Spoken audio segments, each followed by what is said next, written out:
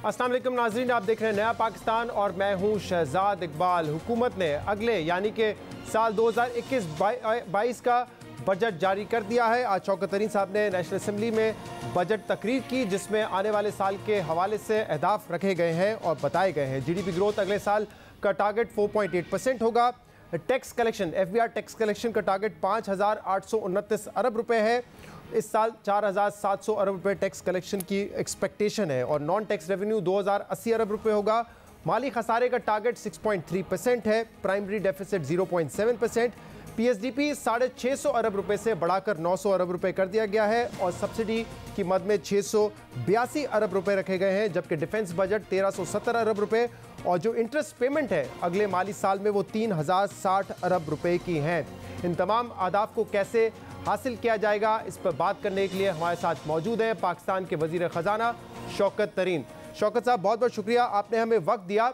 Budget में जो आज आदाद शुमार बताए गए, जो टारगेट्स बताए गए, उस पर बात करने से पहले इस पर बात करना भी ज़रूरी है, क्योंकि आप कहते रहे हमारी नेगोशिएशंस IMF के साथ जारी हैं।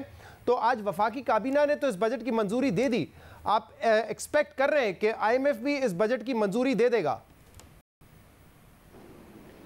फिजाद भाई देखें, इस वक्त हमारी जो उनके साथ जो बात चल रही है वो सस्टेनेबिलिटी वाली बात चल रही है कि हमने सस्टेनेबल इकोनॉमिक ग्रोथ करनी है। तो उसके बीच में उनके हिसाब से कोई चीज़ें, कुछ एक्शन हमें करने हैं, जिसमें स्पेशली हम लोगों ने जो पावर सेक्टर की स्टेबलाइजेशन है, सेक्टरल डेट जो है उसको कम किस तरह करना है और मतलब बढ़ने से रोकना है। और दूसरा ये है कि फिस्कल साइड पे वो ये चाह रहे हैं कि हम वो देखना चाहते हैं कि हमारे रेवेन्यूज जो हैं वो किस तरह बढ़ रहे हैं। इन दोनों चीज़ों पे दो किस्म की हमारे जो एक किस्म से अप्रोचेज़ हैं, उनकी अप्रोच ये है कि हम जो पर्सनल इनकम टैक्स में कोई 150 अरब रुपया बढ़ा दें और कुछ एग्जम्पशन भी कम कर दें और 200 अरब रुपया इस तरीके से हम रेस कर लें।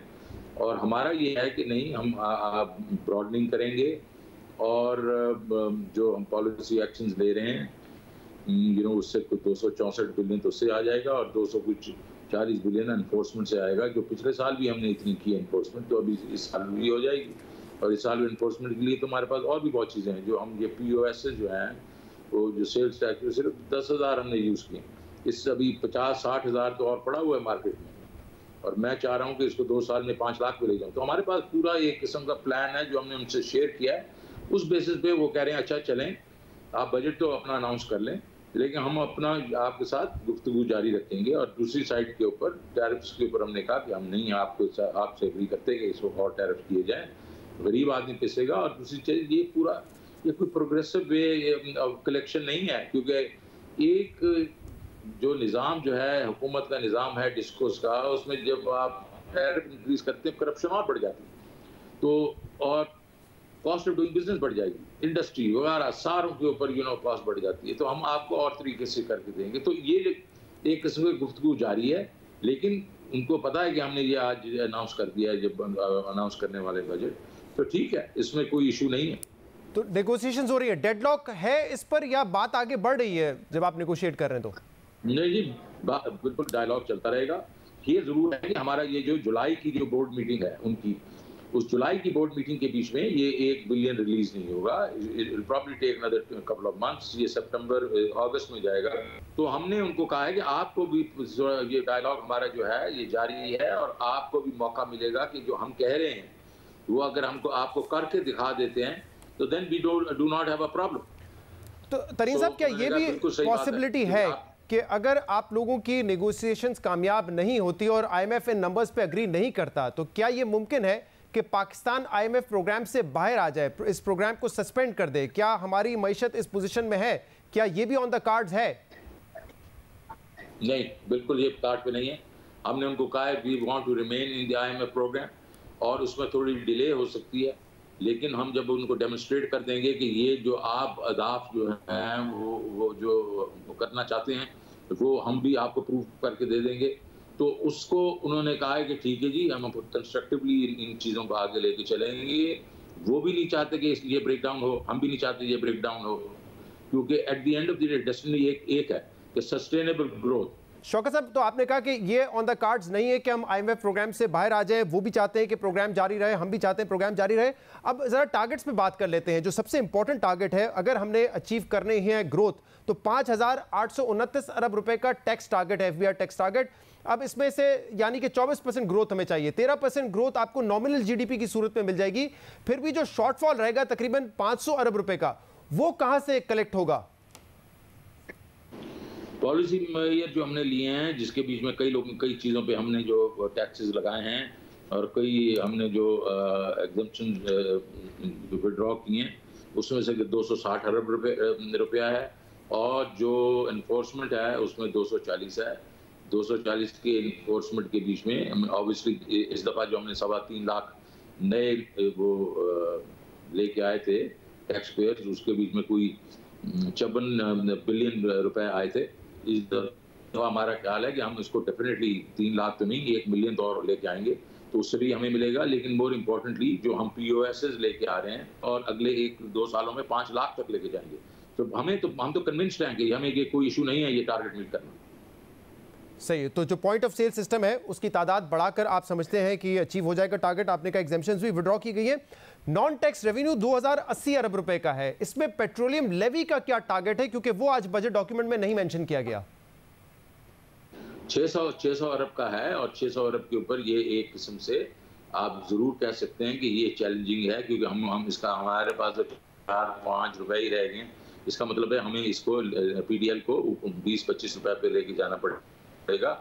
और 600 अरब जो है वो हमारे ख्याल में, जब जैसे ये तेल की कीमतें बढ़ रही हैं, हमने 1-1.5 महीना तो नहीं बढ़ाई, लेकिन हमें थोड़ी ये बढ़ानी पड़ेगी, और PDL हमारा इसमें ये होगा, उसमें मे भी रिस्क हो सकता है 40-50 अरब रुपए का, लेकिन वो कोई इतना बड़ा रिस्क नहीं है, बिकॉज हमारे पास और भी ऐसे ऑप्शन हैं। अच्छा, लेकिन शौकत अली साहब, इस वक्त 4.5 रुपए पेट्रोल पर पेट्रोलियम लेवी चार्ज की जा रही है, डीजल पे 8.5 रुपए है। तो अगर आपने 600 अरब रुपए का हदफ हासिल करना है, उसका मतलब तकरीबन 30 रुपए, 25 से 30 रुपए आपको रखना पड़ेगा लेवी। तो इसका मतलब कि तेल की कीमतों में, पेट्रोल की कीमत में 20 से 25 रुपए इजाफा हो सकता है, डीजल की कीमत में तकरीबन 20 रुपए इजाफा करना पड़ेगा। तो ये तो बहुत ज्यादा इन्फ्लेशनरी होगा। देखिए, ये तो आप मुझे मार्केट्स को अभी तक तो मैंने आपको बताया 120 % जो है वो मतलब वो हुआ अपना इंक्रीज हुई, और हमने सिर्फ 34% दी पेट्रोलियम में, क्योंकि हमने ये देख रहे थे कि हमारी इन्फ्लेशन दूसरी साइड से बढ़ रही है। लेकिन जैसे ये अभी पेट्रोलियम प्राइसेस जो हैं वो ऊपर जा रही हैं, और दूसरी प्राइसेस जो हैं हमारी फूड प्राइसेस वगैरह नीचे आ रही हैं, ऑन द बैलेंस हमें अगर इंक्रीज करनी पड़ी है अगर पेट्रोल की प्राइसेस, क्योंकि अभी इतनी तो हम लोग नहीं कर सकते, अब्जॉर्व कर सकते, अगर और बढ़ेंगी तो ये PDL भी उधर से हमें मिलेगा। तो आपकी बात दुरुस्त है कि इसको हमें ये प्राइसेस बढ़ने से कुछ ना कुछ इन्फ्लेशन आएगी, लेकिन वो हमारे ख्याल में दूसरी साइड से ऑफसेट होगी। तो ये 600, अगर 600 नहीं होता तो 500 होता है, तो 500 नहीं होता तो 550 होता है। तो ये, लेकिन ये हमारे पास और भी ऐसी चीजें पड़ी हुई हैं जो हमने अभी तक इस्तेमाल नहीं की नॉन टैक्स रेवेन्यू के लिए। सो वी बिलीव कि ये 2 ट्रिलियन का जो हमारा टारगेट है, इंशाल्लाह हम पूरा करेंगे। लेकिन क्योंकि फूड इन्फ्लेशन एक इशू रहा है, आपने कहा कि इंपोर्ट की वजह से भी ये हुआ है, क्योंकि अब हम नेट इंपोर्टर हो गए हैं बहुत सारे फूड कमोडिटीज़ के। साथ में आपने कहा कि कोल्ड स्टोरेज बनाया जाएगा, ताकि जो होलसेलर और किसान के बीच में जो कीमत में मार्जिन लिया जाता है उसको हम मैनेज कर सकें। ये अगर आप कर भी लेंगे तो जो एडजस्टमेंट आपको पेट्रोलियम प्राइसेस में करना पड़ेगा, उसका इम्पैक्ट तो इन तमाम अशियाओं पर भी आएगा। देखिए जी, ये तो मूविंग टारगेट है जो पेट्रोलियम प्राइसेस हैं, क्योंकि ना ही हमारे पास पेट्रोलियम अपना है, मतलब हम तो नहीं करते। लेकिन एक चीज जो मैं आपको बताना चाह रहा हूँ, जो हमने इस दफा अनाउंस वगैरह तो नहीं किया, लेकिन हम लोग इस वक्त नेगोशिएट कर रहे हैं, हमारे सऊदी अरेबिया के साथ हमारी एक गुफ्तगू जारी है। तो एक हम ये डिफर्ड ऑयल फैसिलिटी देना चाह रहे हैं, और वो अगर आ गई तो वो ये मसला हल हो जाएगा। अच्छा, इस हवाले से बातचीत चल रही है सऊदी अरब से? बहुत पॉजिटिव चल रही है, क्योंकि $2 बिलियन हम वक्त से पहले सऊदी अरब को रिटर्न कर चुके थे, लेकिन अब आप पर उम्मीद है कि ऑयल फैसिलिटी हमें मिल सकती है उनसे? उन्होंने ऑलरेडी ऑफर हमें कर चुके हैं। हम जरा चाह रहे हैं कि उसमें जरा ज्यादा हो जाए और टर्म जरा थोड़ा ज्यादा सॉफ्ट हो जाए। तो इस वक्त तो ऑफर तो हो चुकी है। और किस अमाउंट तक की ऑफर हुई है अभी तक? या शहजाद, ये मेरे से अभी ना पूछो, बड़ा सेंसिटिव मैटर होता है क्योंकि ये फॉरेन कंट्रीज होती है ना। सही सही, तो आप कह रहे हैं लेकिन उन्होंने ऑफर किया है। अच्छा, एक और टारगेट उस पर मैं आपसे बात करना चाहूंगा। $26 बिलियन एक्सपोर्ट का अगले साल का टारगेट रखा है। शौकत साहब, आप कहते रहे कि हमें अपनी एक्सपोर्ट्स को बढ़ाना पड़ेगा। एक तरफ अगर हमारी $5 बिलियन की इंपोर्ट हर महीने है, तो अगले साल का टारगेट इस तमाम चीज़ों को देखते हुए कि इस साल एक्सपेंशन कितनी हुई है टेक्सटाइल इंडस्ट्री में, टर्फ का पैसा लगा है, बहुत कम टारगेट नहीं रखा गया एक्सपोर्ट्स का? बिल्कुल कंजर्वेटिव है ये। एक्सपेक्टेशंस क्या होंगे आपकी? इसका कंजर्वेटिव है। देखो जी, हमें जो टेक्सटाइल ने कहा है 16 बिलियन, वो कह रहे हैं हम इस साल करेंगे, और उन्होंने वो कहा कि आप जमरात हमारे पास हमारे तक रखेंगे, हमारे साथ देंगे, तो हम इसको 20 बिलियन करेंगे 19 से 20 से साल में। अगर टेक्सटाइल ही आपको खुद से 4 बिलियन और दे देती है, 3 से 4 बिलियन, तो फिर तो ये पूरा ओवरऑल टारगेट तो कंजर्वेटिव हुआ ना। तो वजह क्या है टारगेट कंजर्वेटिव रखने की? नॉर्मली तो टारगेट को जो है ऑप्टिमिस्टिक रखा जाता है। शहजाद भाई, रज़ाक दाऊद जरा कंजर्वेटिव आदमी है, I guess this is the way he thinks, but my own senses के देखें, कम से कम आपकी इस वक्त जो जिस तरीके से आईटी की एक्सपोर्ट जा रही है 45-50% ग्रो कर रही है, मैं उसको चाहता हूं कि वो 100% ग्रो करे, विच मीन्स के should grow by another 2 billion. चले 2 बिलियन नहीं भी करेगी, 50% करेगी तो 1 बिलियन तो वहीं से आ जाएगा, 3-4 बिलियन टेक्सटाइल से आ जाएगा। तो I think we should hit 30 billion plus, 30 billion हमें करना ही चाहिए, तो और वो होगा इंशाल्लाह।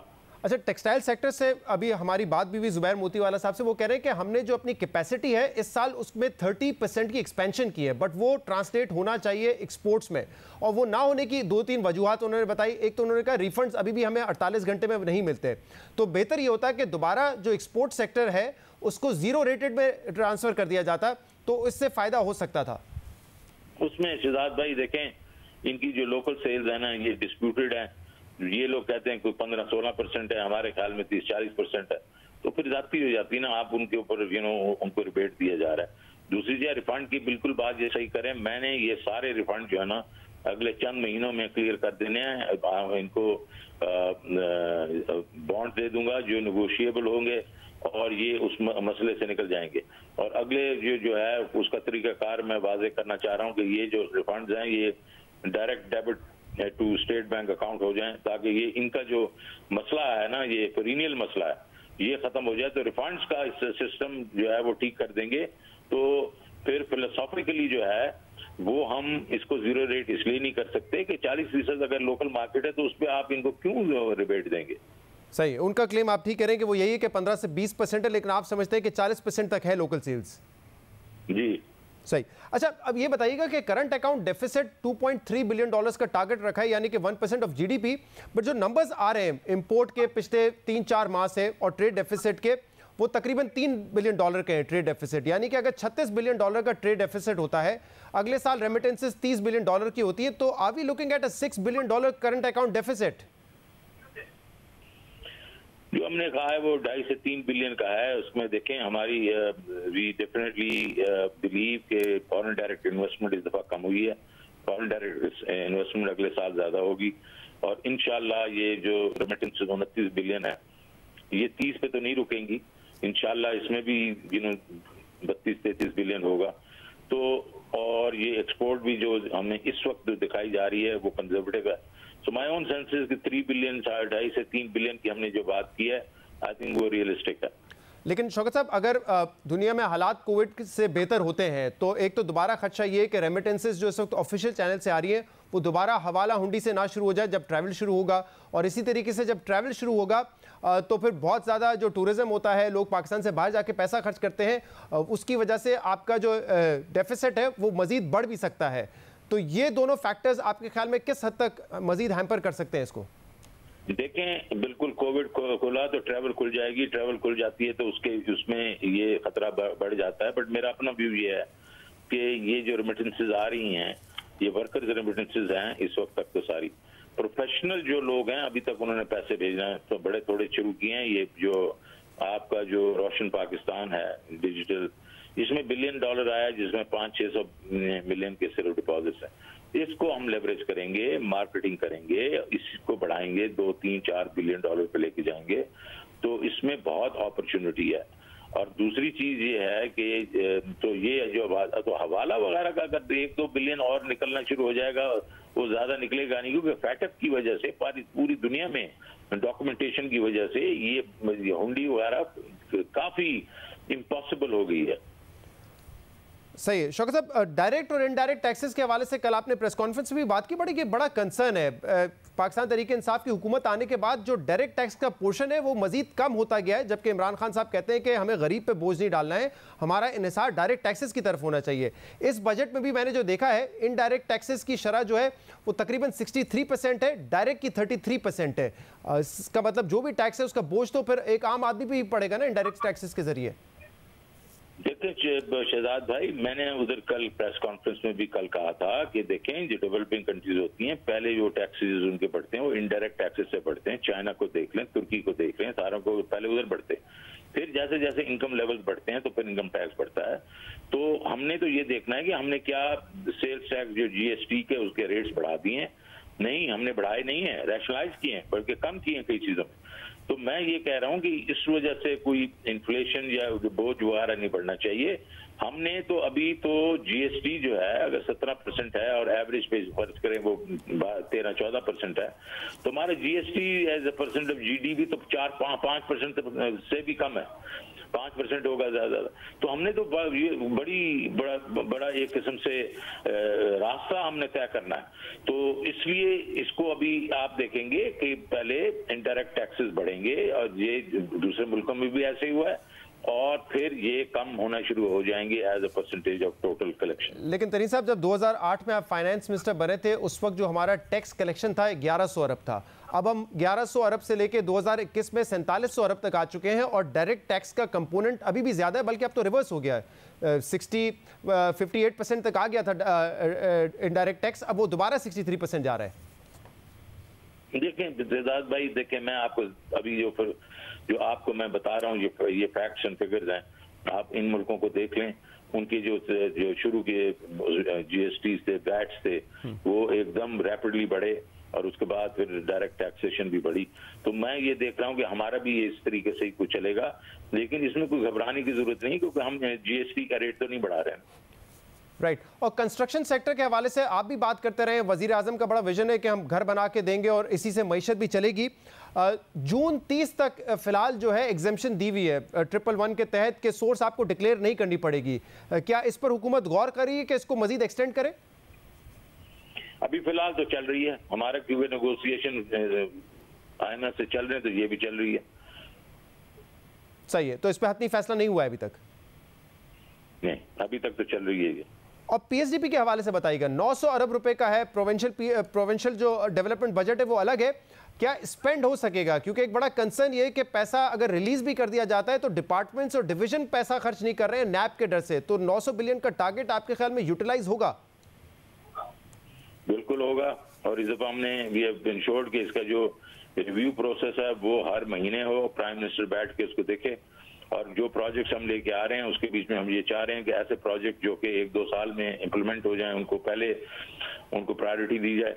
तो ये जरूर होगा, बिकॉज देखें, अगर हमने कहा कि ग्रोथ होनी चाहिए इस इकोनॉमी में, उसका सब एक बहुत बड़ा ड्राइवर होगा आपकी PSDP, क्योंकि उसमें 40% का इजाफा कर दिया गया है।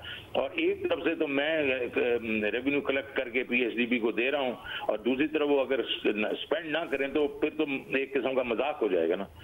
शहजाद भाई, अगर मुझे अभी आप माजरत करेंगे, एक सवाल शौकत साहब मैं करना चाहूंगा, क्योंकि आज विदहोल्डिंग टैक्स भी विड्रॉ किए हैं और बैंकिंग ट्रांजैक्शन पे जो नॉन फाइलर्स थे उनसे भी विड्रॉ कर लिया गया है। क्या ये रिवर्स नहीं है पॉलिसी में? क्योंकि कोशिश तो ये की जा रही थी कि नॉन फाइलर्स को पेनलाइज करके उनको टैक्स नेट में लाया जाए।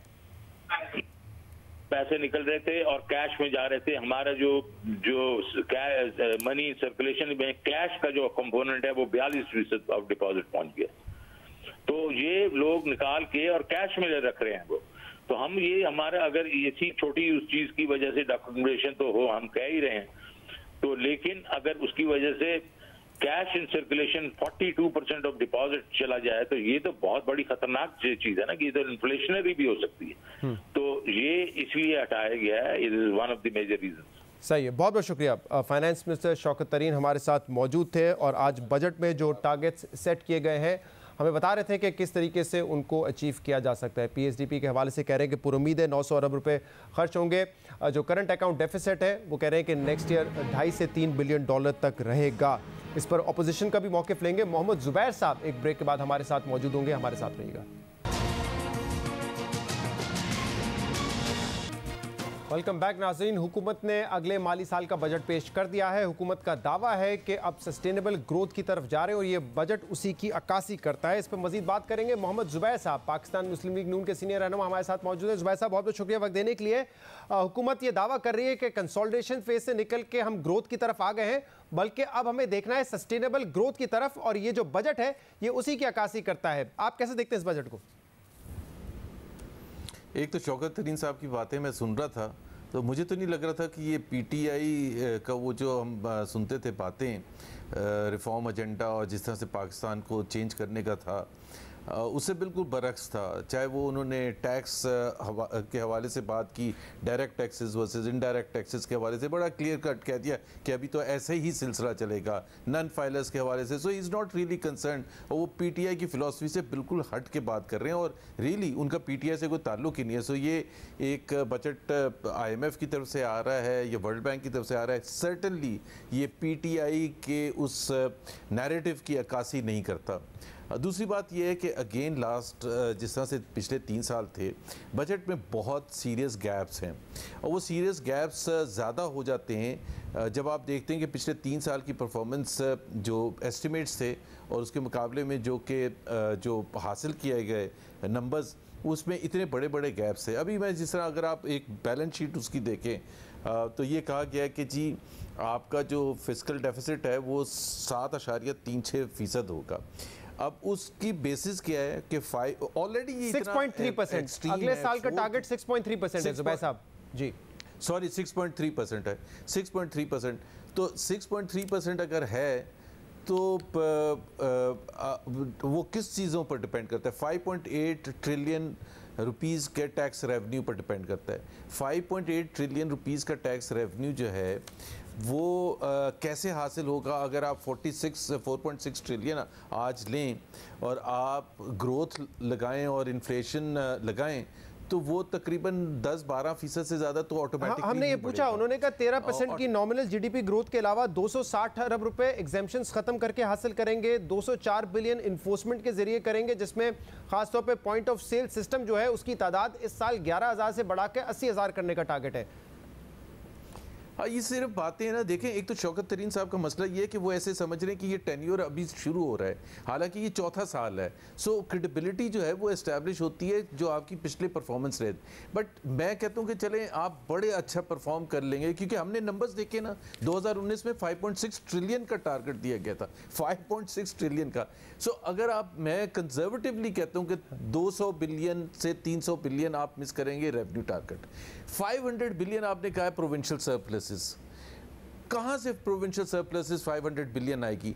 वो आपकी नहीं आएगी। तो फिस्कल डेफिसिट और 260 बिलियन या 270 बिलियन रखा है प्राइवेटाइजेशन प्रोसीड्स। पिछले 3 साल में भी प्राइवेटाइजेशन प्रोसीड्स रखे थे, वो 0 आया था। तो इसका मतलब ये है कि अगर ये ऐड करेंगे आप तो ये 9% से बढ़ जाएगा फिस्कल डेफिसिट। सही, तो आप समझते हैं कि टैक्स टारगेट भी मिस होगा और प्राइवेटाइजेशन का अमाउंट भी नहीं आएगा। लेकिन मुझे ये बताइएगा, आप कह रहे हैं कि ऐसा लगता है कि सरप्लसेस भी नहीं आएंगे, वो भी नहीं आएंगे आपके मुताबिक। लेकिन आप जब ये कहते हैं IMF का बजट है, इस वक्त तो हुकूमत चैलेंज कर रही है, वो कह रहे हैं कि जो पहले नेगोशिएट किया था वो ठीक नहीं था, अब हम रीनेगोशिएट करना चाह रहे हैं, और IMF से बात भी यही हुई है कि हम बजट पेश कर देते हैं और नेगोशिएशंस जारी रहेंगे, और ये कह रहे हैं कि कुछ भी हो जाए IMF प्लान से नहीं निकलेंगे हम। नहीं, IMF प्लान से निकलेंगे या नहीं निकलेंगे मुझे तो नहीं पता। शौकत तरीन साहब का, एक तो मुझे शौकत तरीन का ये नहीं पता कि वो इस हुकूमत के पिछले 3 साल को ओन करते हैं या नहीं करते। अभी आपने कहा कि वो कह रहे हैं कि जी IMF का जो नेगोशिएशंस थी वो सही नहीं की थी। भाई वो किसने की थी? वो आप ही की हुकूमत ने की थी। ये और बात है कि आप खुद शाहज़ैब खानज़ादा के प्रोग्राम में ये कह चुके हैं कि मईशत तबाह बर्बाद कर दी है। सो अगर हम वो शाहज़ैब खानज़ादा का interview after he was offered, after he had accepted to become the finance minister, या हम उन बातों को एक्सेप्ट करें, या आज की स्पीच या पिछले चंद दिनों से जो वो फिलहाल बातें तो कर हम रहे हैं और आज मूविंग इंटरव्यू फॉरवर्ड में कह जो रहे हैं। हालात है उस पर बात करते हैं। देखिए, इस बात पे तो आपसे भी जब बात होती थी आप कहते थे कि देखिए खसारे बढ़ रहे हैं लेकिन हम ग्रोथ की तरफ जा रहे हैं। आपका तो एतराज ही होता था कि हुकूमत खसारों को कंट्रोल करने में लग गई है और उसकी वजह से ग्रोथ कॉम्प्रोमाइज कर रही है। तो अब अगर हुकूमत का एक विजन चेंज हुआ है, वो कह रहे हैं कि हमें की थी ना। हाँ, तो अब तो हुकूमत कह रही है ना कि कम से कम हम ग्रोथ की तरफ देख रहे हैं। इस साल 4.8% और अगले साल 5.5-6% की तरफ हम देख रहे हैं। तो कम से कम वो जो एम्प्लॉयमेंट जनरेशन वाला इशू था वो तो हल होगा ना जब ग्रोथ की तरफ जाएंगे। देखिए, पहली बात तो ये है कि आपने खुद कहा, बड़ा इंटरेस्टिंग फैसिनेटिंग बात, कि पहले 3 साल में ये कहा कि हम उसको डेफिसिट्स को कंट्रोल कर रहे हैं। डेफिसिट पाकिस्तान की तारीख में कभी भी 8% से ज़्यादा 3 साल लगातार नहीं गए पाकिस्तान की तारीख में। पहले साल तो 9% से ऊपर था। अब 6.3 से स्टार्ट करके और मैंने प्रूव कर दिया कि 9% से ऊपर जाएंगे। अब आप ये कह रहे हैं कि जी ग्रोथ की तरफ जाएंगे और शायद कॉम्प्रोमाइज़ करेंगे उसकी वजह से फिस्कल डेफिसिट को, हालांकि उसको करने की ज़रूरत नहीं है क्योंकि आपका टैक्स रेवेन्यू इतना ख़राब बेस था। आपको 3.842 पर मिला था टैक्स रेवेन्यू जहां हम छोड़ के गए थे। अगर आप नॉर्मल ग्रोथ रखते और ख़ास तौर पर with high inflation, double digit inflation रखते, तो आपका इस वक्त 6.5 ट्रिलियन तक तो वैसे ही पहुंच चुका होता। बहरहाल अगर हम यहाँ भी करें तो 4.8% ग्रोथ रेट जो इस वक्त ये बता रहे हैं with a fiscal deficit of 9%, that's not a very attractive argument कि जी इतना हाई फिस्कल डेफिसिट लेके। दूसरी चीज़ ये है कि आपने PSDP की भी उनसे बात की थी। प्रोविंशियल मिला के 2.1 ट्रिलियन का इस वक्त है PSDP। आपको पता है 2017 में हमारा 2.1 ट्रिलियन का था। तो कहने का मतलब ये है कि हम वहीं उधर ही फंसे हुए हैं जहां हम 2017 और 2018 में थे। अगर तो 4.8% ग्रोथ रेट होता कि आप स्टार्ट करते पहले आपने, और ख़ुद ये बाय द वे शौकत तरीन साहब एक कह चुके हैं कि वी शेप्ड रिकवरी। अब वी शेप्ड रिकवरी में हमारा और शौकत तरीन का सिर्फ एक डिफरेंस ऑफ ओपिनियन है। वी पर तो हम मानते हैं नीचे वाला आके रॉक बॉटम हिट किया जिसकी कोई ज़रूरत नहीं थी। ऊपर अगर ये कह रहे हैं कि हम वहाँ पहुँच चुके हैं और वी पूरा बन गया, तो वो वी पूरा नहीं बना और इसमें बहुत सीरियस गैप्स हैं। सो बट वो ये कह रहे हैं कि 0.5% नेगेटिव ग्रोथ और फिर 3.94% की ग्रोथ अब तक है। JP मॉर्गन ने कल कहा है कि इस साल की जो ग्रोथ है वो 4.7% होगी। तो वो वी बनना तो शुरू हो गया, वो डायरेक्शन तो वी वाला ही है ना, ये क्लेम है हुकूमत का। लेकिन जुबैर साहब, इंपॉर्टेंट बात ये है शहजाद, उसकी रीजन है ना जी, उसकी रीजन है 4.7 क्यों होगा। मैं हो सकता है 4.7 क्यों, 4.7 सिर्फ उस वक्त होगा जब आपकी लास्ट ईयर की अगर आप एडजस्ट करेंगे -0.5 की जगह -2%, तो वो फिर जितना बेस नीचे जाएगा उतनी इस साल की ग्रोथ ज्यादा अच्छी लगेगी। बट बेस इतना नीचे जाने की वजह तो ऑब्वियसली कोविड भी है ना, वरना 0.5% नेगेटिव ग्रोथ भी नहीं होती। लेकिन जुबैर साहब देखें, कोविड नहीं है सर, प्लीज सर दूसरे साल में तो कोविड है, पहले साल में नहीं है, लेकिन दूसरे साल में तो है ना। नहीं, मैं लास्ट ईयर का बता देता हूँ ना, जिस साल -0.4% कह रहे हैं। मार्च 2020 में कोविड हिट किया है, 9 महीने और फिस्कल ईयर कंप्लीट हो चुके थे। सर आप हाफ ईयरली रिपोर्ट पढ़ लें स्टेट बैंक ऑफ पाकिस्तान की, उन्होंने भी जो प्रोजेक्शन की हुई थी हाफ ईयरली जो स्टेट बैंक की रिपोर्ट थी उसमें 2020 की जो प्रोजेक्शन थी 2020-21 की वो 3% GDP की थी और उसके बाद कोविड आया। बट वो पुरानी बहस हो जाएगी। इस वक्त हुकूमत का ये दावा है कि हम एक तो अगले साल तकरीबन 5% 4.8% की ग्रोथ शो करने जा रहे हैं और हमारा जो करंट अकाउंट डेफिसिट होगा वो भी मैनेजेबल होगा, कंट्रोल्ड होगा $2.5 से $3 बिलियन पर। अब अगर आप अपनी परफॉर्मेंस देखें, आखिरी साल में $20 अरब का current account deficit with a growth of 5.5%। तो वो कह रहे हैं कि कंसोलिडेट करके हमने जो डेफिसिट्स थे, खासतौर पे करंट अकाउंट डेफिसिट, उसको मैनेज कर लिया है। So there are 2 parts to it. एक तो इनकी बात कर लें कि ये कितना रीजनेबल है, $2.5 बिलियन या जो भी बता रहे हैं, बिल्कुल भी रीजनेबल नहीं है। ये जो सारी इनकी स्टोरी थी, नैरेटिव थी पहले 3 साल में कि जी हमने ट्रेड डेफिसिट और करंट अकाउंट डेफिसिट को कंट्रोल करने के लिए ज़बरदस्त इकदाम लिए, वो कोई ज़बरदस्त इकदाम नहीं थे। इकॉनमी बिठा के तो आप कोई चीज़ कंट्रोल नहीं करते। अब थोड़ी सी इकॉनमी चली है तो हर महीने इंपोर्ट का बिल आ रहा है $5 बिलियन या उससे ज़्यादा, विच मीन्स ऑलरेडी इस साल वो क्लोज करेंगे अराउंड $54-55 बिलियन। इनको सबसे ज़्यादा हमारे ऊपर जो क्रिटिसाइज करते थे कि $60 बिलियन हमारा इंपोर्ट बिल था लास्ट ईयर, हमारे रीज़न था और वो रीजन ये था कि हम इंपोर्ट कर रहे थे plant and machinery for power plants and CPEC के प्रोजेक्ट्स। हमने अंधेरे दूर करने थे पाकिस्तान के, हमारे पास चॉइस बहुत कम थी। बट जुबैर साहब अगर इस हुकूमत का भी इस साल का इंपोर्ट बिल देखें तो $8 बिलियन की उन्होंने मशीनरी इंपोर्ट की है। टर्फ फाइनेंसिंग के जरिए 500 अरब रुपए के कर्जे दिए गए हैं। उससे मजीद भी ऑब्वियसली लोग एक्सपेंशन में जाएंगे, मशीनरी इंपोर्ट करेंगे, तो मशीनरी इंपोर्ट की जो शरह है वो तो बढ़ रही है ना इस हुकूमत की इस साल में। तो सर जी हम यही तो कहते थे, इकोनॉमिक्स हम जो पढ़ाने की कोशिश करते थे, आहिस्ता आहिस्ता समझ आ रही है ना कि जब इकोनॉमिक एक्टिविटी होगी तो आपका इंपोर्ट भी बढ़ेगा, प्लांट एंड मशीनरी इंपोर्ट करनी पड़ेगी। हमारा तो इससे ज्यादा 10 गुना ज्यादा बड़ा चैलेंज था। हमने तो पावर प्लांट्स कंप्लीट करने थे, अगर वो पावर प्लांट्स हमने ना किए होते तो ये इनकी लेकिन आप समझते हैं कि हुकूमत का ये जो साल था, तीसरा माली साल, ये पहले 2 साल से बेहतर था माशी कारकर्दगी के एतबार से, और जो अगला साल है वो तीसरे साल से बेहतर होने की एक्सपेक्टेशन है। और अगर ऐसा है तो इसका मतलब हुकूमत के पास एक स्टोरी है सेल करने के लिए कि इकोनॉमिक रिफॉर्म्स कह लें या इकोनॉमिक जो रिवाइवल है उसमें हम आ गए हैं, तो एक बेहतर स्टोरी है as compared to first 2 years. पहली बात तो ये है कि again in the words of Shaukat Tareen, जो हमारे अपने अल्फाज थे कि फर्स्ट ईयर आपने तबाह की मईशत को पहले 2 साल by taking drastic actions, interest rates को डबल करके, डिवैल्यूएशन मैसिव करके, अनप्रेसिडेंटेड हाइक किया गैस और इलेक्ट्रिसिटी टैरिफ्स में, और टैक्सेस ज़बरदस्त लगा के। ये शौकत तरीन साहब की भी स्टोरी है और यही हमारी स्टोरी थी। तो पट्टा बिठाया था आपने खुद, हमारी वजह से नहीं, आपने खुद अपने फैसलों से, पीटीआई के फैसलों से इकोनॉमी तबाह बर्बाद हुई थी। अब आप मेजर कर रहे हैं और कंपेयर कर रहे हैं उस तबाहकुन इकोनॉमी को अपने ही तबाहकुन इकोनॉमी को इस साल से, तो जाहिर सी बात है आपने जब ये कहा, मिसाल के तौर पर आप करंट अकाउंट डेफिसिट का कंप्लीट नहीं हुआ था, करंट अकाउंट डेफिसिट इंप्रूव करने का जो सबसे अच्छा तरीका होता है वो एक्सपोर्ट्स बढ़ाना होता है। $24.8 बिलियन पर हम छोड़ के गए थे, लेकिन आपने भी वहीं पे छोड़ी ना जहां से पीपल्स पार्टी आपको दे के गई थी। 5 साल में तो $1 भी नहीं बढ़ा ना एक्सपोर्ट्स में। तो उसके बदले में हमें कितने ताने मिले थे कि जी आपने एक्सपोर्ट्स नहीं, हालांकि अगर वो ट्रेंड जो लास्ट ईयर हमने शुरू किया था फिस्कल ईयर में, लास्ट फिस्कल ईयर में 13% एक्सपोर्ट्स बढ़ी थी, अगर आप वही ट्रेंड रखते बहुत बहुत शुक्रिया, तो बहुत शुक्रिया। जुबैर साहब हमारे साथ मौजूद थे और ऑपोजिशन इस बजट के हवाले से एहतजाज कर रही थी आज पूरा दिन, और अभी भी आपने जुबैर साहब की गुफ्तगू सुनी, वो समझते हैं कि कोई खास परफॉर्मेंस नहीं है। पिछले अपने जो पहले 2 साल हैं उससे हुकूमत इन आदाद शुमार को कंपेयर करके बता रही है कि हमारी कारकर्दगी कितनी ज़्यादा बेहतर हो गई है। आज के प्रोग्राम में इतना ही, इजाज़त दीजिए, अल्लाह हाफ़िज़।